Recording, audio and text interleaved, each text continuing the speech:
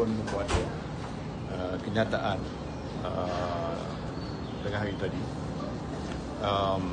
Saya ulangi bahawa ini satu statement yang ataupun satu pendedahan yang belum pernah berlaku dalam sejarah negara kita.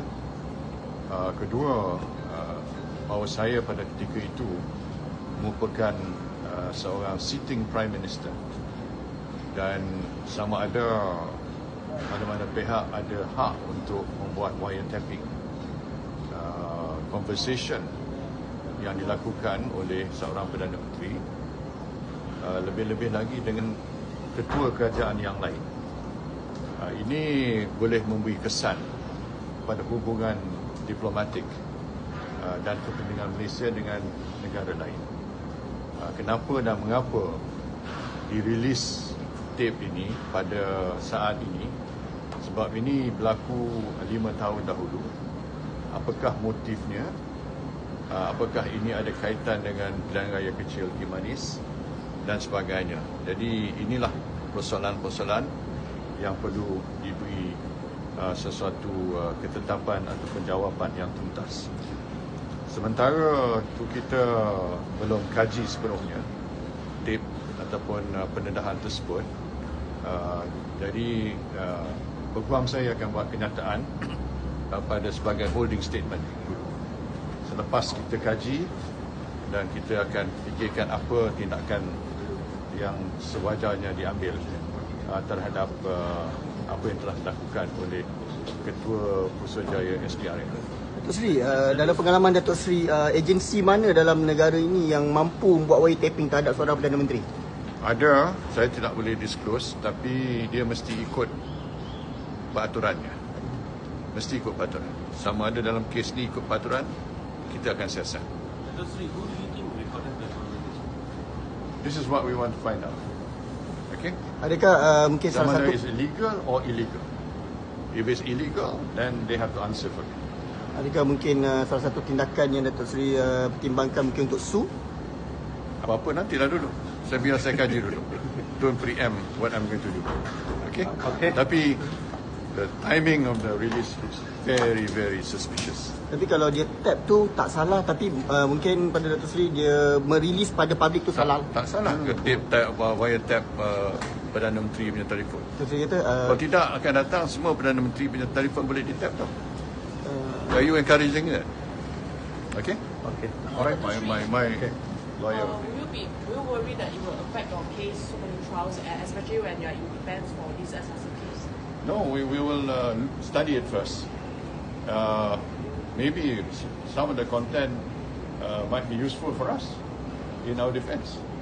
Okay? Dato' Seri, salah satu tu adalah recording Dato' Seri apa dimarahi katanya oleh Datin Seri Mohd Najib. Marahi, tak ada marahi, tak ada. Conversation between my wife and I private. You pun sembah dengan wife you, kan? I mean, what's wrong with that? It's a right of every citizen. Nak discuss apa, as long as kita tak bocor kepada khalayak ramai. Discussing about what happened in everyday affair is a normal thing. Kelihatan beliau seperti menasihatkan Dato' Seri tentang the country's affairs, how to run the government. No. Semua boleh beri pandangan, tak ada masalah. Tapi saya baru pesan. Okay. Okay. Thank you. You want to go there? No, you want to say anything? Oh yes, sir. I got something to say. Depan lagi. Okay, slow. Okay. Alright. I want to make a few points. In complete professional investigation, what the agency will do, in fact, 100% of the time, except for this time, is that when they acquire particulars, information, and especially evidence, this is purported evidence that they say they recovered, or rather discovered. Normally, what they would do is to lodge a police report or MACC report, and then they will do confidential investigations.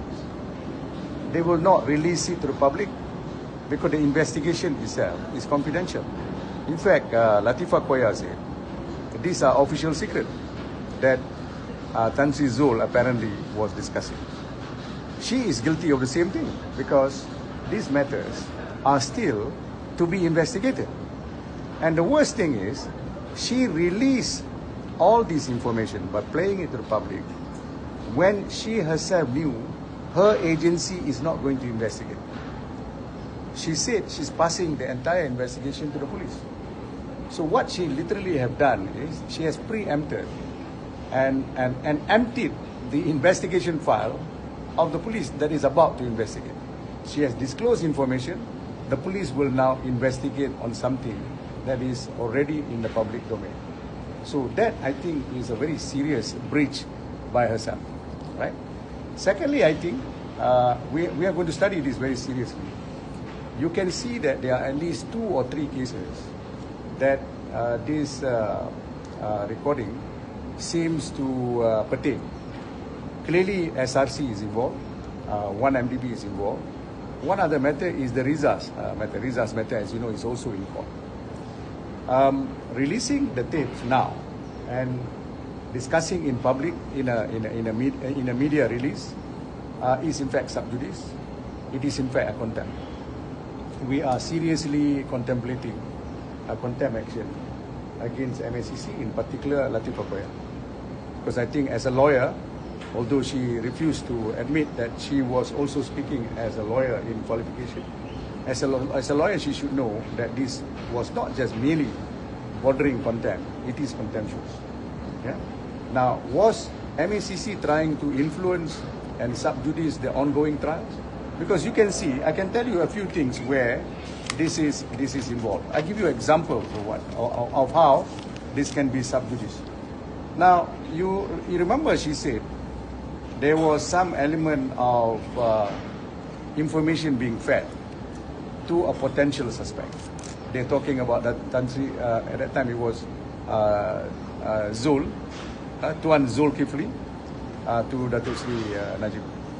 They say there was a disclosure of what was going on in the investigation, and therefore they say there is a potential breach of official secrets by Tan Sri Zul now. And of course, there could be an abetment by Dato Seri Najib. They say that. Huh? Now, then they said that there is, and therefore there is a abetting of official secrets. Then they say there is a purported attempted fabrication of evidence. You remember how this matter was revealed? She said she was referring to Dato Seri Najib talking to a head of government somewhere else, overseas, about the fact that Riza actually was given loan. The second part of the conversation she conveniently forgot. Dato Seri Najib actually said Riza told him that he actually received loan from Sheikh Mansour. But the DOJ has made an issue out of it. Riza wants to document it into a loan agreement. It is not that it is not loan, but I want to make it look like a loan. That will be fabrication. So I don't think MACC understood the law. When she made that statement, obviously she is completely, out of focus as to what is fabrication. But she's mentioning all this. All this she's mentioning is to influence with what is going on in the 1MDB and the SRC case, because these are things that makes Dato Seri Najib less credible, or the public and the court may even think, well, he must be guilty. Otherwise, why is he speaking like that to the head of state? Why is he speaking like that to his own wife? Why is he speaking like that with the Tan Sri Zul? So these are things that can influence. This is what sub judice is all about, and therefore contemptuous. So we are seriously looking into it. Now, other things that I find it very puzzling. Latifah Koya said, I have to reveal to you, the members, the public, you're the first to get it. Not even the Prime Minister, sitting Prime Minister now. But I have to reveal to you because it affects national security. Since when national security you reveal to the public at large? By the nature of its definitions, national security is a matter that is secret, is kept to the agency that investigates. She reveals to the public today what is in fact national security. She is in total breach of official secrets by her own admission. Okay, that is not on. And then you also notice when you have fresh evidence, you can either adduce it in either of these trials, the two trials, at least where we are involved, or you don't use it. Let the body to investigate it. You can't reveal it outside the court, because the question that I will ask is, what is your objective? If you are not going to use it, because you can use it if you want to, if it is useful. I don't think it is useful to them, but the idea is quite purposefully is to influence the way the two cases are going on. All right. Now, then I find it also strange that Latifah Koya, no doubt, she was a full politician before. Maybe habits die hard. She remains a politician even today. Even as a commissioner, she seems to time these statements quite conveniently. Every time we have a pilihan raya kecil, some sort of this kind of issue comes up. And this time is about this tape recording. So is she involved in politics? Is she still interested in how Kimanis will turn out to be? Then she should, resign and go back to politics, because you have to make up your mind. All right? But the rest of the things I want to reserve until I look at the tape very, very closely. Okay? But we are certainly seriously looking into the sub judice and contemptuous aspect of her statement. Actually, can such recordings that MACC claiming that they received anonymously be used in court? Well, you see, if the person want to remain anonymous, clearly it is not admissible. Because in order for tape recording to be admissible, you have to show a few things. One is history, the provenance, and the genuineness. So where is the history? This is like, you remember the late Karpal Singh used to say, Lim Kit Siang also, used the same device. Lim Kit Siang say, one person by the name of Khamis called me by phone and left a tape recording outside my door. And strangely, Karpal also got the same message. On another occasion, he says somebody knocked at my door, and then when I opened the door, there was a tape, a disc on the steps of my office. There was DP Vijendran tape. Okay, so all these tape recording were knocked out because there is no history and provenance that have to be considered before the tape recording is used. Okay, so that will answer your question quite clearly. But I think there is a lot more suspicion about who recorded, because the capacity to record with such a wide-ranging, not just with Dato Seri Najib, but Dato Seri Najib with Tan Sri Zul, Dato Seri Najib with heads of government, whoever does it has got the audacity to breach every single law that I know. Okay? And I have my doubt it is an individual. I think it is, I want to hazard to guess, I think it is an inside job. It is an inside job that have done it. They suddenly realize that they need to influence the case, and they purposely leak it. Is there legality in doing this? No, you can't do it. You have got to have authority, nothing less than from the Attorney General's side.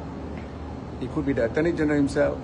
It has to be the Solicitor General that gives you permission, or there must be a level of security clearance before you actually get the clearance to do wiretapping or phone tapping. You can't just tape. Actually, because just now, earlier on, Dato Seri also said she will pass it to lawyer to handle it. So would your side be discussing with her lawyer? No. We'll do it independently. We will do it independently because our case is quite separate from Dato Seri Rosma's case. She has point, but our case is quite separate. Right? Okay. Any other question? All right. All right. Thank you. All right. Thank you, Dato Seri. Thank you. Dato Seri. Bye.